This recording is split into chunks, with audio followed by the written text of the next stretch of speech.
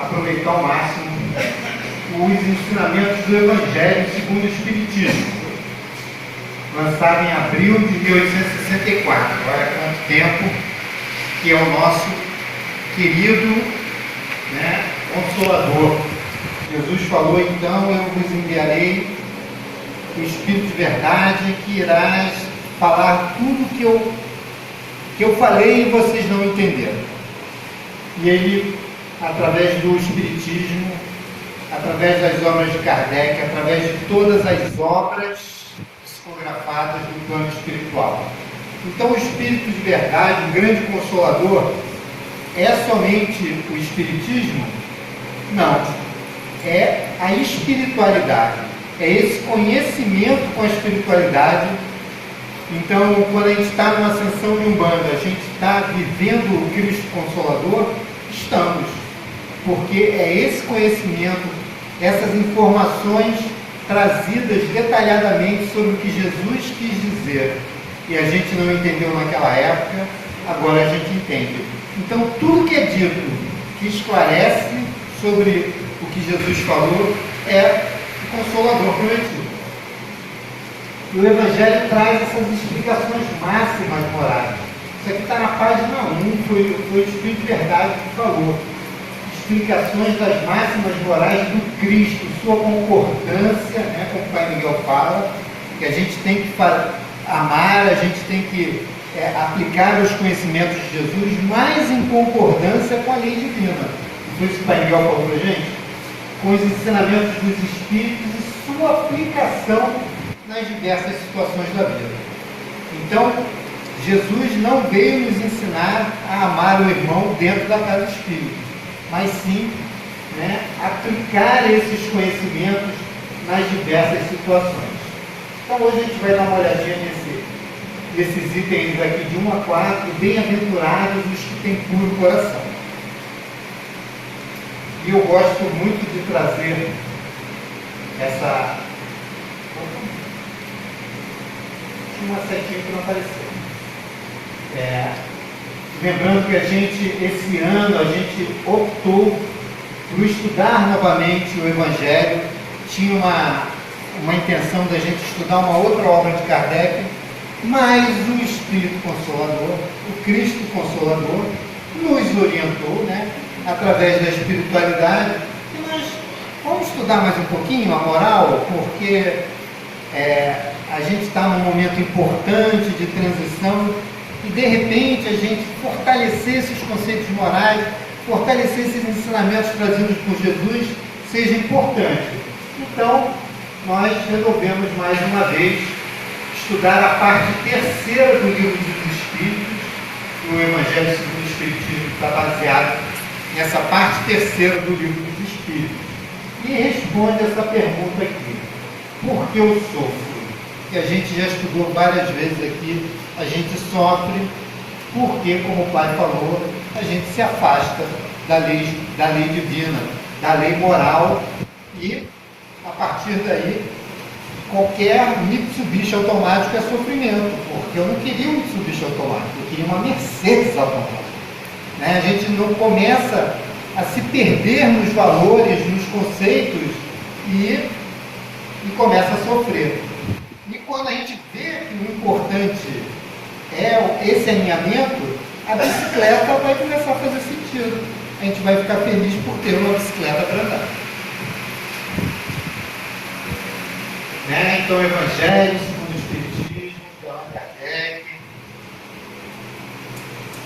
A gente sempre, eu até falei na quinta-feira com a Jorge, como é seu nome mesmo?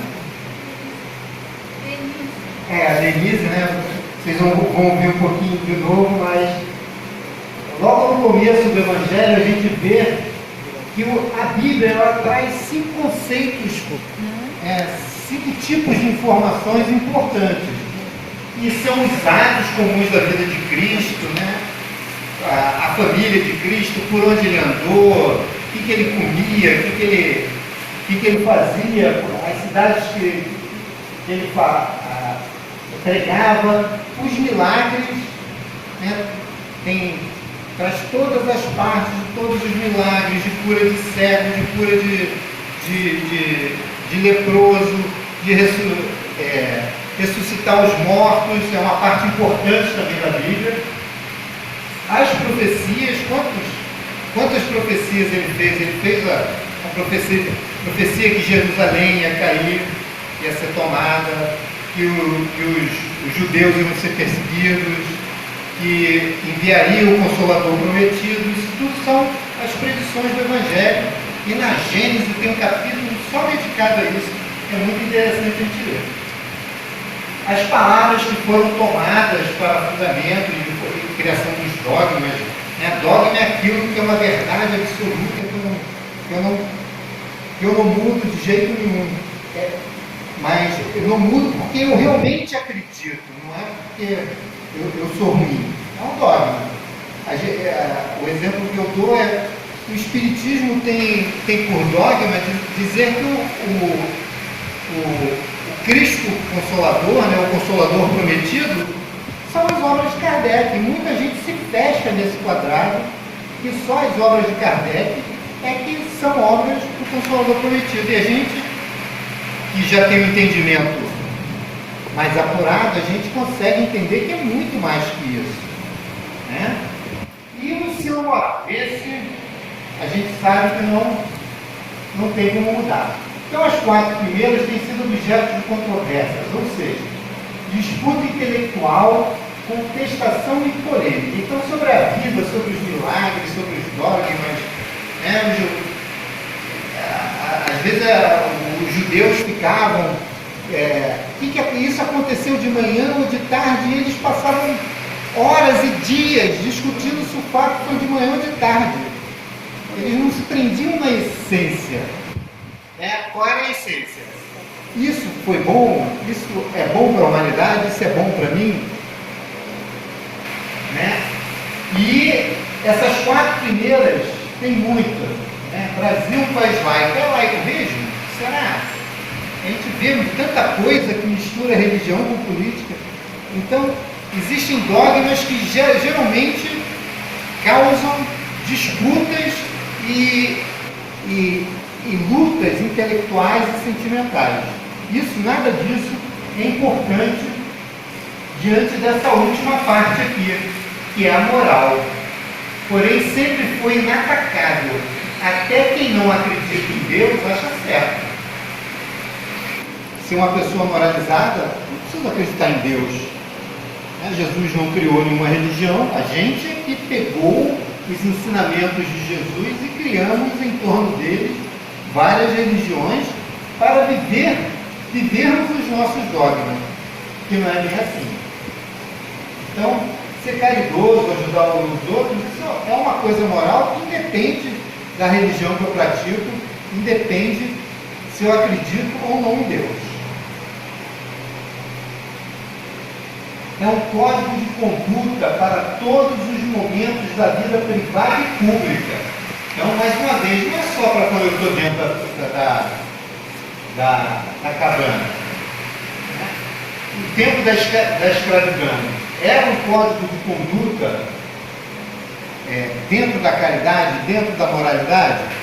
Tanto não era que hoje a escravidão ainda continua sendo o negócio mais lucrativo da humanidade. Infelizmente, ainda é a escravidão das pessoas, a exploração das pessoas, mas pelo menos o pessoal já faz isso escondido e é contra a lei.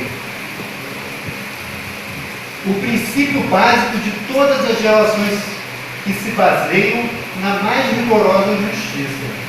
Então, a parte moral do Evangelho, a gente tem que praticá-la, tem que entendê-la, para que a gente possa, dentro da cabana, no nosso dia a dia, não usar mais conceitos que a gente sabe que não são, já estão comprovadamente descartados e que às vezes, muitas vezes, né, a gente ainda teme e ainda pensa em praticá-los. É, acima de tudo, o roteiro infalível para a felicidade vindoura. Qual era a pergunta lá? Por que eu sofro?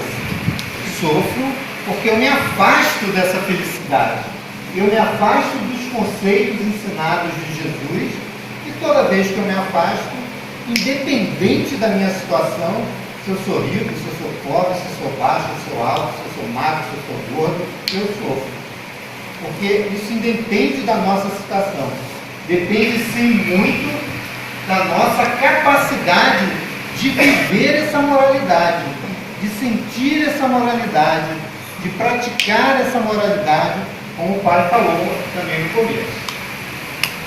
O levantamento de uma ponta do véu que nos oculta a vida futura. Então, a doutrina, o estudo do Evangelho, o levantamento desse véu que cada vez mais nos fortalece nesse conhecimento de onde eu vim, quem sou eu, de onde eu vim, para onde eu vou, cada vez fica mais fortalecido, mais bem vivido dentro das leis divinas, em concordância com elas, e a gente levanta esse véu e vai trabalhar nisso aqui, a felicidade de Deus. Como a gente fala, tem gente que mora lá no sertão. Você já viu aquelas reportagens do sertão? Aquelas senhoras não tem, todas felizes porque choveu, aquilo era uma felicidade. Você vê que ela é feliz mesmo, então ela não está fingindo. E ela, dentro do nosso conceito, ela não tem nada.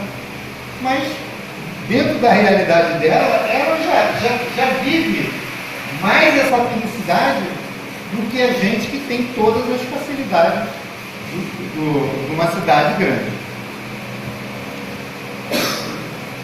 Essa é a parte que será objeto exclusivo desta obra. Então, a moral cristã, a moral taoísta, a islâmica, judaica, essa moral, ela é universal. E é isso que a gente vai trabalhar bastante esse ano.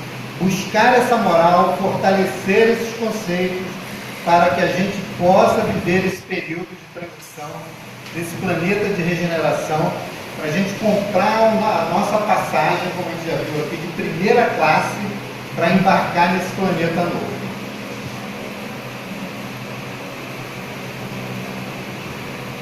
Então, o objetivo de hoje é mostrar o que é necessário para entrar no reino dos céus, esclarecendo o porquê, A gente sabe que o porquê com acento a gente pode substituir pelo qual, Então, esclarecendo a razão pela qual da criança ser tomada por Jesus como exemplo de pureza, que é o item que a gente vai estudar hoje, a ser seguidos pelos que querem alcançar um mundo feliz.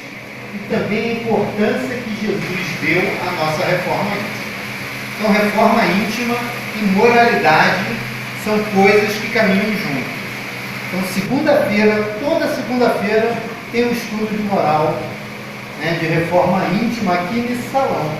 Quem quiser participar, é toda sexta-feira, ou toda segunda-feira, 18h30 aqui. E o tema é sempre esse, é fortalecer essa moralidade e fortalecer a nossa transformação. Porque o conhecimento sem movimento não transforma nada. Então, reforma íntima é o tema do momento? É necessário? Muito. Temos que praticá-lo? Sempre. Temos que correr atrás? Certamente.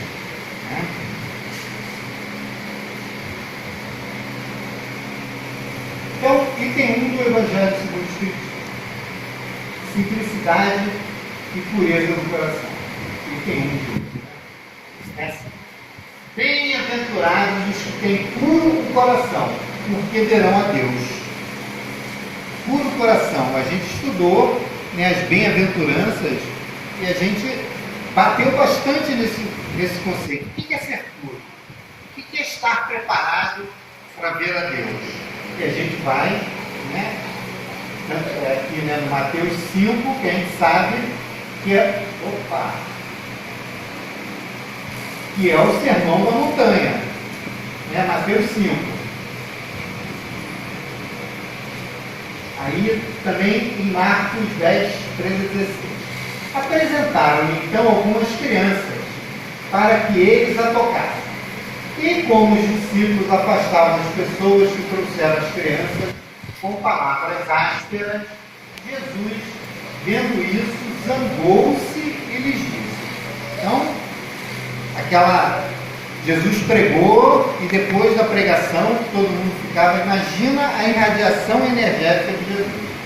Como o Pai Luizinho faz um estudo aqui, a gente já muda o nosso estado, só em ouvir ele. Imagina ouvindo Jesus, como é que não deveria ser. Todo mundo queria ir lá pedir um autógrafo dele na época, né?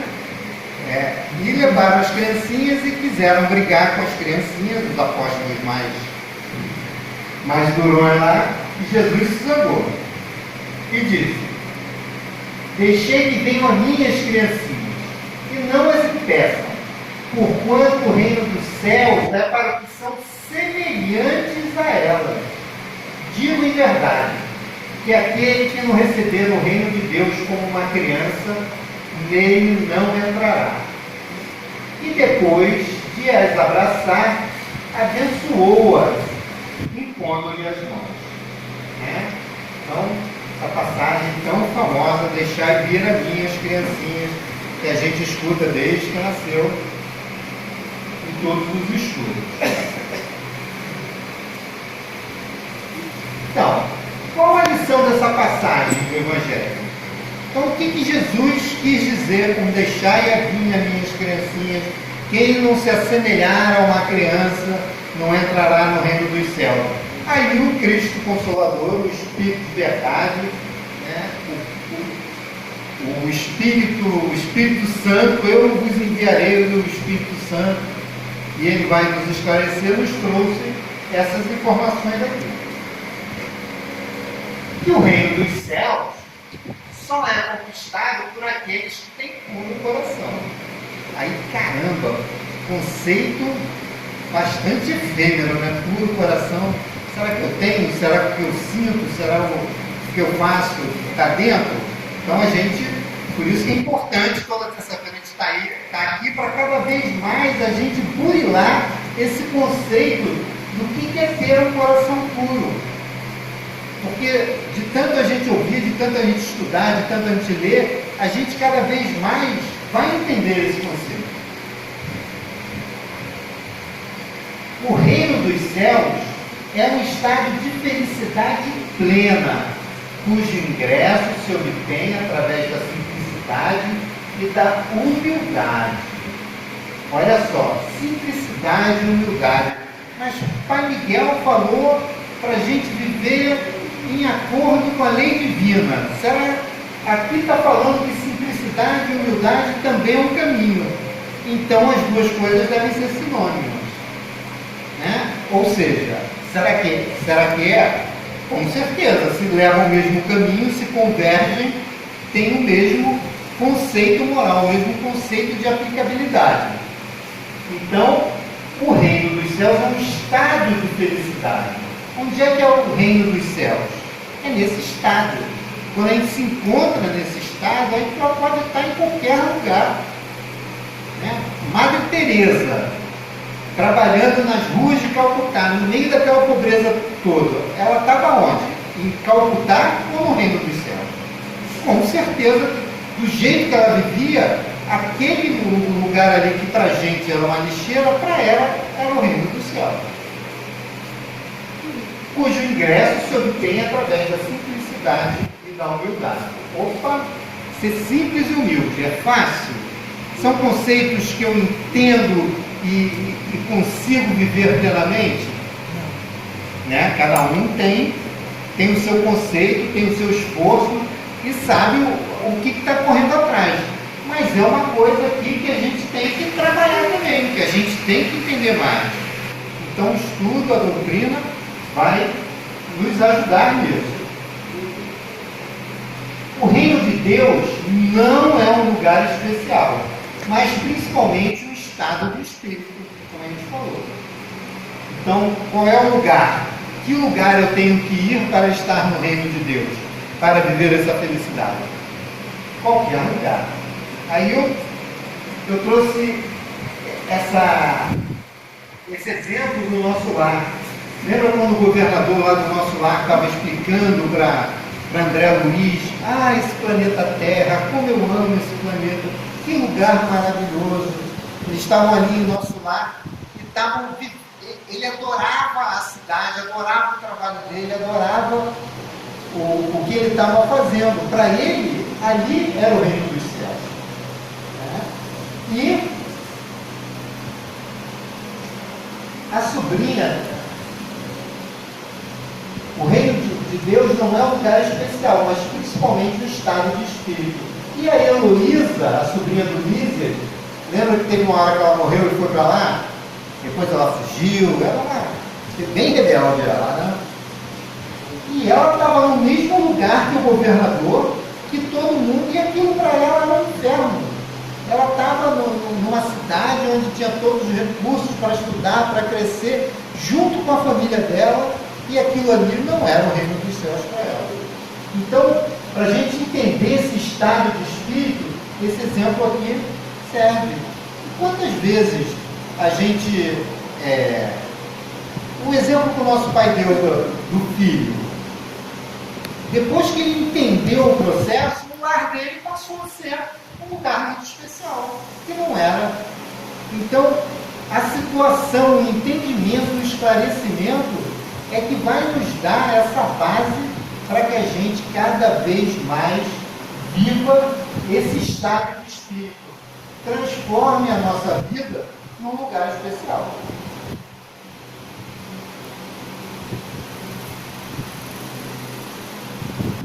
O reino dos céus é um estado de felicidade plena, cujo ingresso se obtém através da simplicidade e da humildade. Olha aí de novo. Simplicidade, humildade,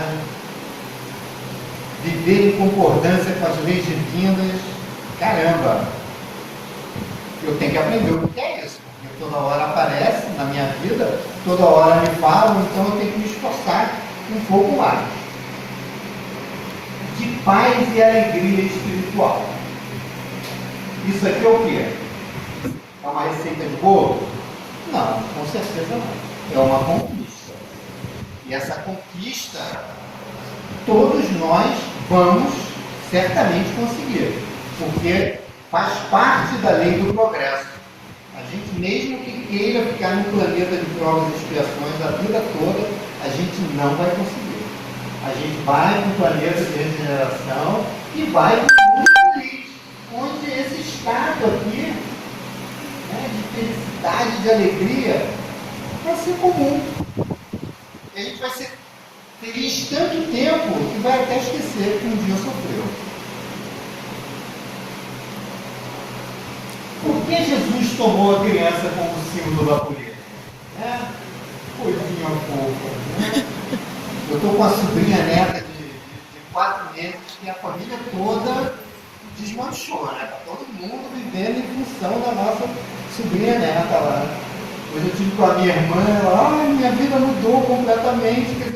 Quer dizer, então, será que Jesus tomou o símbolo errado? Claro que não, porque é uma coisa que transforma todo mundo. A criança é uma coisa maravilhosa na vida do mundo. Porque a criança, com seus gestos inocentes, sem a maldade e o egoísmo, verdadeira imagem da simplicidade e pureza, né? Esse sorriso. Se a criança chega, você está gordo, eu estou gordo. Agora vem outro dizer que eu estou gordo. Então, realmente, essa inocência, essa pureza, que a gente vai perdendo ao longo dos anos. Mas a gente vai perdendo porque a gente deixa de se transformar, se deixa levar por conceitos e ideias que não são verdadeiras dentro do nosso processo de evolução. Não é isso que eu quero para mim, então, né, eu vou buscar outros caminhos, eu vou voltando para essa pureza. Mesmo uma criancinha de má tendência, de má tendência ao mal, olha só essas carinhas assim, né? O que vem por trás disso aí? Esse sorrisozinho aqui maroto. Suas más ações são escondidas pelas purezas de seus traços infantis. relevar, a gente sabe entender porque ela é uma criança. Então, isso tudo vem escondido para que a gente possa ir se adaptando e moldando essa criança e aprendendo com ela. Mesmo em uma criança de maus pendores, suas más ações são dissimuladas pela pureza dos seus traços infantis. Eu não sei quem é esse espírito, mas eu amo ele, adoro. Olha só que coisa linda, que coisa fofa. Então, esse é o conceito que Jesus quer falar. E todo mundo, independente dos seus pendores espirituais, que a gente não sabe ainda quais são, né, os maus pendores dessa criança, né, a pureza dos seus traços infantis vão fazer com que a gente tenha uma relação com ela, em que a gente possa interagir com ela e evoluirmos juntos. Jesus disse que o reino dos céus é das crianças. Era isso que estava escrito lá? Quando a gente leu? O reino dos céus é das crianças? Não foi isso que ele disse, né? Ele falou, não. Jesus deixa bem claro que é para os que a ela se assemelham. Então, para a gente chegar lá, a gente não precisa ser criança. E nem deve. A gente deve começar a pensar, ter sentimentos, ver a vida de uma forma simples, humilde, como a criança vê. Porque aí sim, quando a gente se assemelhar a ela, a gente vai poder entrar nesse planeta aqui legal, de regeneração, subir a escadaria aqui, do mundo de regeneração, e viver essa felicidade, e se encontrar cada vez mais em consonância com essa energia do amor. Os aspectos da inocência e da pureza que vemos nas crianças não é uma superioridade real do espírito, mas a imagem do que deveria ser. Então eu não sei quem são esses espíritos, mas sei que nesse momento esses espíritos aqui têm uma imagem que para mim é muito boa. Se quando eles crescerem, eles conseguirem manter essa pureza, essa inocência, eles continuarem vivendo essa inocência, essa simplicidade, essa humildade, eles vão ter realmente essa superioridade de espírito, que pode não ser real nesse momento. A pureza do coração, aí vem o item 3. A pureza do coração é inseparável da simplicidade e da humildade. Então, viver em consonância com a lei, a pureza do coração, lembra que a gente falou, caramba, esse conceito de pureza do coração que seria humildade, simplicidade. Então, tudo isso é inseparável da simplicidade e da humildade. Exclui todas as ideias de egoísmo e de orgulho. Isso são conceitos que a gente já consegue entender bem. A gente sabe quando é egoísta, a gente sabe como é orgulhoso, porque são coisas que a gente vive mais ainda. São coisas que a gente já viveu muito na nossa vida, a gente entende. E quando a gente vai se doutrinando, a gente fala, caramba, naquele momento eu fui orgulhoso. Caramba, naquele momento eu fui egoísta. Aí fala, caramba, se eu já sei o que é ser orgulhoso, o que é ser egoísta, a outra coisa deve ser humilde, a humildade e a simplicidade. Por isso que Jesus toma a infância como símbolo dessa pureza, do mesmo modo que tomou como a da humildade. O caminho que nos conduz ao trono de Deus, humildade, simplicidade, ao contrário do egoísmo.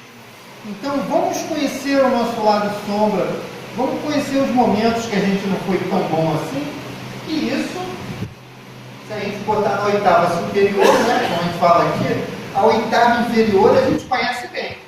Vamos, através desse conhecimento, chegar a essa oitava superior.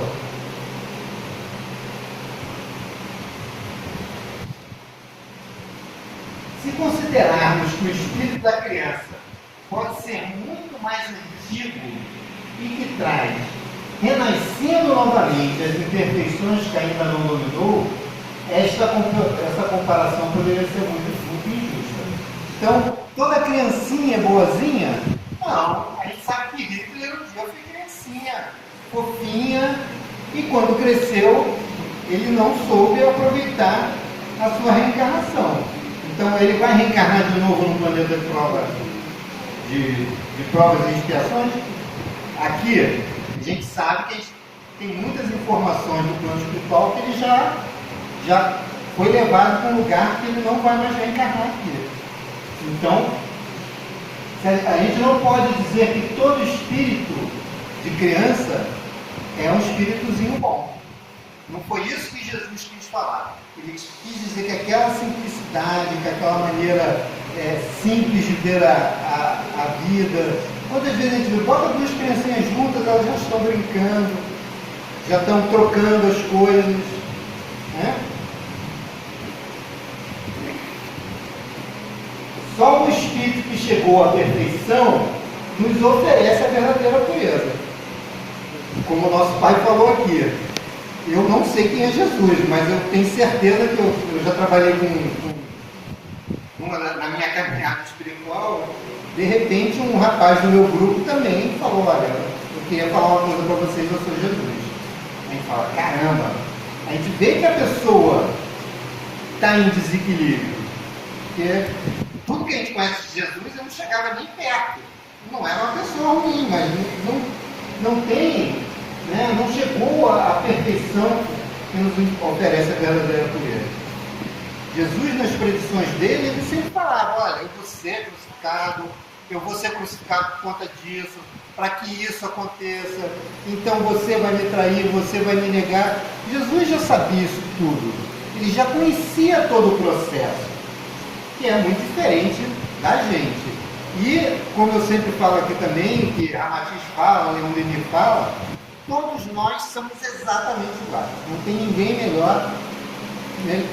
Quer dizer, ninguém está na mesma tônica, mas se pegar a gama do melhor para o pior, é muito pouco. Eu fui da Força Aérea há muitos anos, na Força Aérea todo mundo estuda muito. Acaba o curso, quem tirou a menor nota foi 8,5, quem tirou a maior foi 9,5. Está todo mundo ali em um ponto, porque todo mundo estuda muito, todo mundo. Então nós estamos aqui mais ou menos nesse um ponto. E qualquer coisa diferente disso é mediunidade. Então Einstein foi mediunidade, Beethoven foi mediunidade. Esses grandes gênios que aparecem, eles são muito ajudados pelo plano espiritual. O que mais? Acabando. A criancinha não pode ainda manifestar nenhuma tendência perversa. É a imagem da inocência e da candura, né? Eles lá comer o bolinho dela, mas são. Por isso Jesus diz que o reino dos céus é para que a elas se assemelhem. Então, a gente tem capacidade de buscar isso através da doutrina, através da nossa vivência, da nossa ajuda aqui. A gente tem capacidade de buscar essa candura, essa transformação, essa reforma íntima? Claro que temos, né?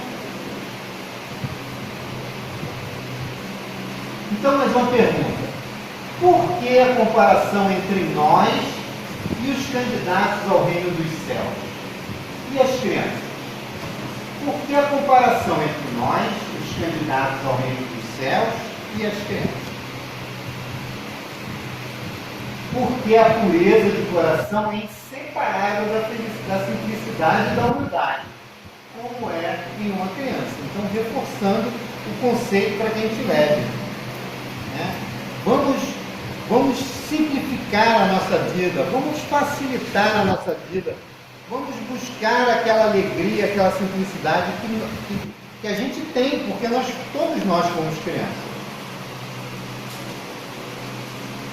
Nas crianças, essas virtudes são naturais e não artifícios da aparência, das nossas necessidades ocultas. Então, vamos parar de representar e realmente nos transformar, nos reformar, fazer a nossa reforma íntima para que a gente liberte a nossa criança. Por que as crianças vêm depois de um trabalho pesado? Porque essa energia A energia da simplicidade, da humildade, que vai harmonizar aquilo tudo. É isso que a gente precisa trazer para as nossas vidas, para também harmonizar as nossas vidas. O estado infantil é necessariamente de pureza? Diante de tudo isso que a gente já falou hoje. Então, é criança, então é pura? Não. O gatinho lá, lembra desse? Quando ele queria alguma coisa, ele ficava todo... Quer dizer, é um estado de pureza, mas não sabe que é fingido, que é forçado. O estado infantil é necessariamente de pureza? Não, pois o espírito da criança já é antigo e, na maioria das vezes, possui muitos defeitos a corrigir e qualidades a aprimorar. Então, todas as crianças a gente tem que trabalhar, a gente vê isso muito em irmão, né? Fica muito tempo junto, começa a brincar, daqui a pouco já estão disputando. Então, esse estado é necessariamente de pureza? Foi isso que Jesus quis dizer? Não. Jesus quis dizer para que a gente entenda esse comportamento infantil e traga esse comportamento infantil para o nosso dia a dia, para que a gente seja simples e humilde, que a gente trate tudo, faça com que a nossa vida fique bem mais leve. O espírito de uma criança pode ser até mais desenvolvido do que de um adulto. O estado infantil é de esquecimento de ingenuidade temporário. Então a gente sabe que todo aquele estado infantil ali, ele é temporário. Vai caber a nós mantermos ele por mais tempo. Então a gente vai trabalhar, a gente vai...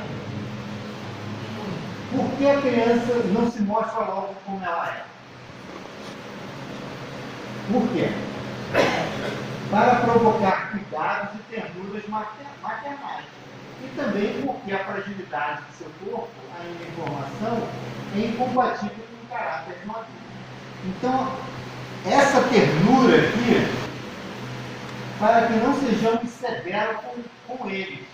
Deus dá aos seres, quando nascem, todos os aspectos da inocência. Então, quem quer comer um patinho assado? Ninguém quer comer um patinho assado. Ele quer comer um pato adulto assado. Mas esse patinho aqui, essa coisinha linda, ninguém quer botar na frigideira e fritar. Então, a gente tem que pegar isso, entender esse processo de ternura. A gente vê em uma criança que ela é terna, mas requer os nossos cuidados, requer a nossa atenção, para que ela, depois que ela passar desse período infantil, ela possa ter base suficiente para viver uma pré-adolescência, uma adolescência em equilíbrio também, não perder. O grande segredo é você não perder essa simplicidade, essa humildade, e isso é muito difícil. Mas, por exemplo, o Dudu é um exemplo excelente aqui. Ele já está adolescente e continua sendo uma criança maravilhosa. Eu até falo, quando eu crescer eu quero ser igual a ele. Então, a Sueli está conseguindo fazer um trabalho maravilhoso. Não sei nem o que ela faz, mas pelo que a gente observa, ele está continuando sendo humilde, sendo simples, e progredindo e querendo ser igual ao pai, buscando os conceitos, vendo os valores, feliz porque o aniversário dele vai cair num dia de doutrina. Eu nem sabia o que era a doutrina com a idade dele. Então, quer dizer, com certeza ele está anos-luz na minha frente. Como é possível o espírito esconder seu verdadeiro caráter quando criança? É que esse caráter está adormecido em razão do esquecimento porque passa o espírito ao encarnar, e só se manifesta gradativamente após o nascimento. À medida que cresce, ele retoma a sua consciência. A gente vai ver isso muito nisso aqui. Ao aproximar-se da encarnação, o espírito entra em perturbação e perde pouco a pouco a consciência de si mesmo, ficando por certo tempo numa espécie de sono. Isso está no livro dos Espíritos. Né? Aí a gente não sabe explicar isso, diz que pega o espírito, começa a apertar para enfiar dentro de uma criança. Isso nunca fez sentido para mim. Né? Como é que a gente vai apertar um espírito? Até que eu fui buscando, e a gente, quando está no plano astral e a gente vai retornar, a gente, na verdade, a gente vai perdendo o nosso corpo astral também. A gente não perde, né? Porque o espírito é infinito. A gente não... Oi? A gente vai trocando, a gente vai deixando também para trás o nosso corpo astral, o nosso corpo mental. A gente vai ali para o plano causal e refaz todos os nossos corpos até chegar no plano físico. Então, no momento da concepção, a gente ganha um corpo físico novo, a gente ganha um corpo astral novo e um corpo mental novo. E todas as nossas experiências vão para o nível lúdico ali, como a Melissa vai começar a ensinar novamente a partir do dia 14, quando reinicia o curso de médium, e é um momento que a gente tem de aprender tudo isso sobre corpos, sobre manifestações, que é muito legal. Então, ao aproximar a encarnação, o espírito entra em perturbação e perde pouco a pouco a consciência de si mesmo, ficando por certo tempo numa espécie de sono. Então, até a nossa adolescência ali, a gente fica numa espécie de sono. É a chance que os pais têm de pegar aquele espírito e trabalhar bastante ele, para que ele seja Dudu no futuro. Dudu, já sabe que não pode mudar, senão não pode fazer. Vou passar por mentiroso. Qual, enfim, a importância do estado da infância? Isso tudo que a gente acabou de falar. É a hora que a gente tem de burilar esses espíritos, de trabalhar ele, para que a gente dê novos conceitos, novos valores, novas oportunidades, para que quando ele for despertando, ele vai despertar, com certeza. Ele vai trazer todas as ideias e conceitos que ele tinha da outra vida, sim, mas com outros valores também agregados nessa existência, nessa experiência que ele está vivendo agora. Proporcionar ao espírito um recomeço com novas informações educativas para o seu progresso moral, intelectual e espiritual. Então a gente dá bastante carinho, ensina bem todos os conceitos para, quando as coisas forem despertando, sejam melhores. Então, nessa fase é que eles podem ser moldados. E olha só que interessante. Pergunta do Livro dos Espíritos 385.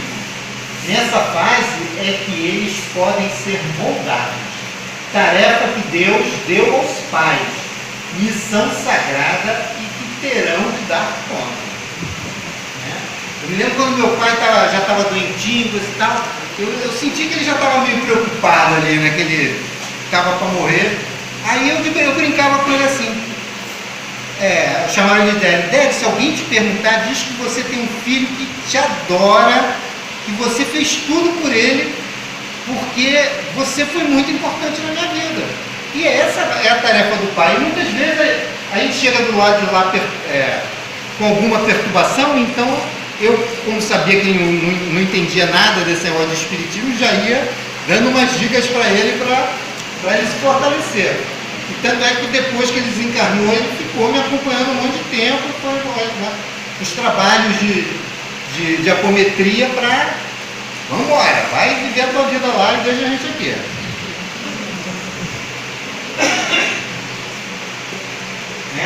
A gente pode transformar ou a nossa ausência pode transformar os nossos filhos em pessoas não tão boas assim, e com certeza a gente vai dar conta. Então quem está pensando em ter filho aí, lembra disso. E que Deus nos abençoe e tenhamos uma semana de muita paz.